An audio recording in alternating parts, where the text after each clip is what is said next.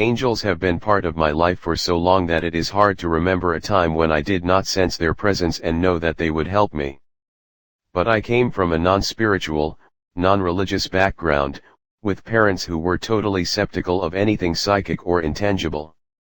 They considered religion to be a crutch and psychic phenomena to be imagination or chicanery.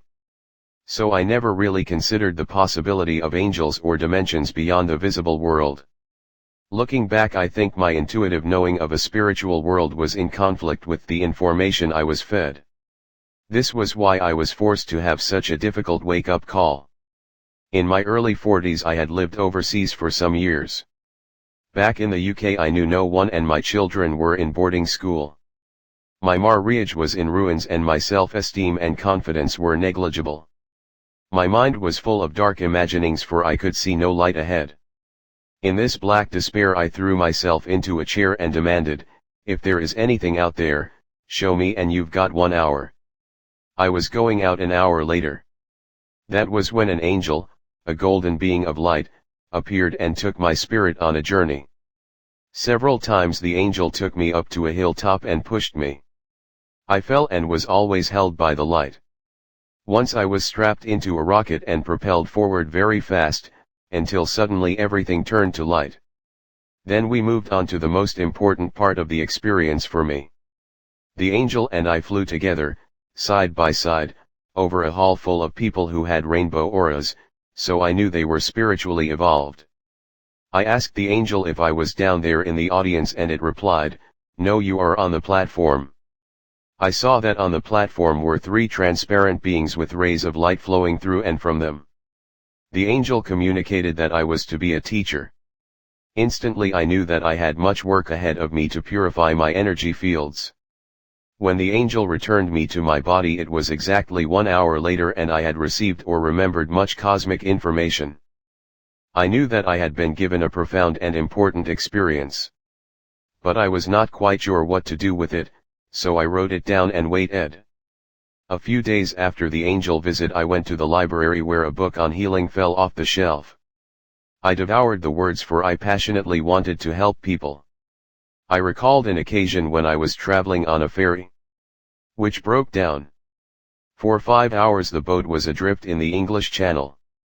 I was sitting next to a very loquacious lady who had given up smoking and then lost weight through hypnosis. I was fascinated and asked question after question.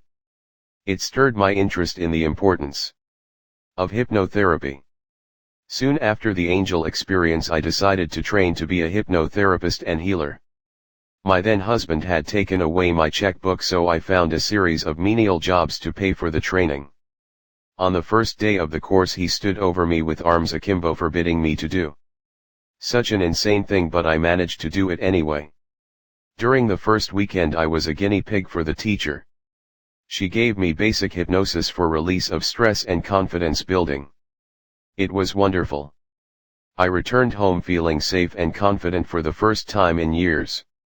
All my husband's jibes and taunts slid off my aura without affecting me. At last I found the strength to get out of my marriage, move house, and set up in practice. Over the next 10 years my life changed completely.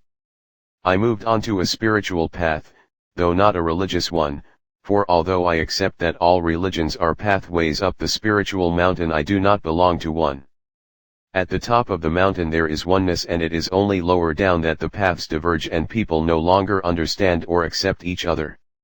Although I was aware from time to time of angels helping me with my clients, I communicated first and foremost with my spirit guides.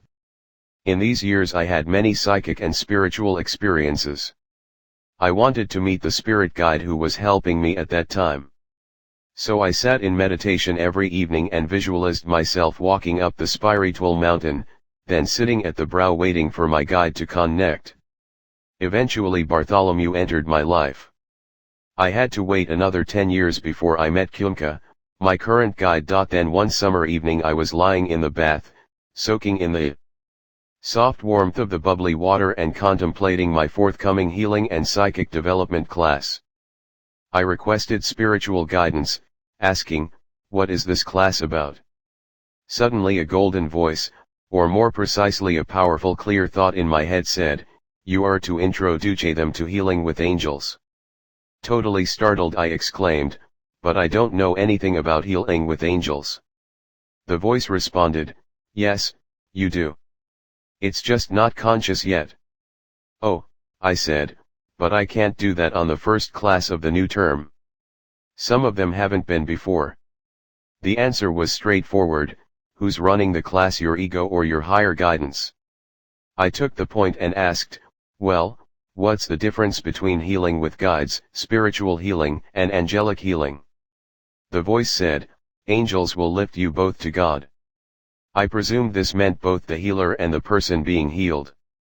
Without pause the voice continued, you need a solid golden space to invite the angels into. Make it? Stunned, I jumped out of the bath and, wrapped in a towel, sat on the bed.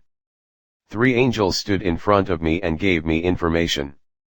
I wrote it all down and it became the basis for the original version of this book, A Little Light on Angels.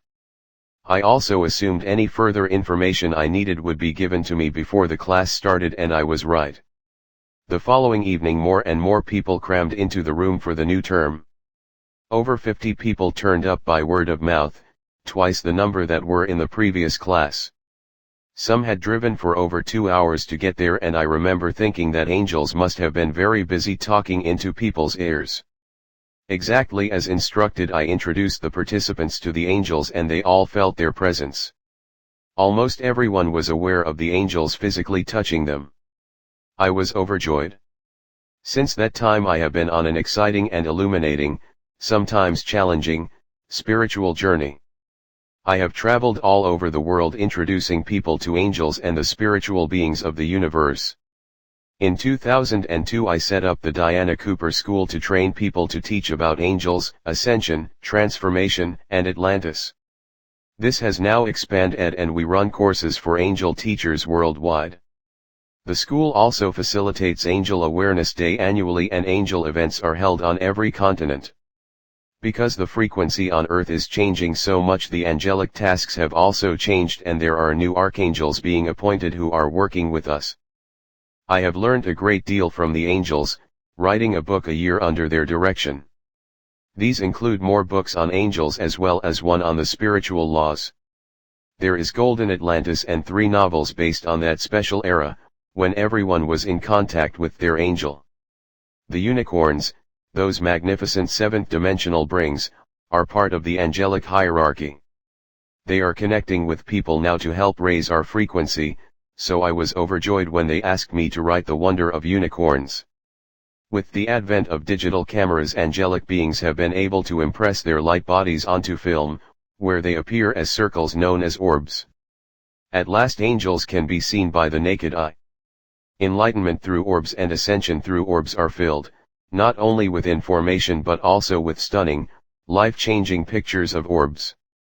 So when Findhorn Press asked me to update and expand a little light on angels into this book, A New Light on Angels, I immediately realized it was time. I have endeavored to keep the purity and simplicity of the original book, while adding more stories and examples. I offer new information about the way angels can help us, and I also outline the higher angels, archangels, and universal angels who are now working with humanity. This includes how and where we can most easily connect with them, so it is very exciting. The whole planet and all people and animals on her are starting to ascend with the help of the angels. I hope this book will inspire you, uplift you, and help you on your path.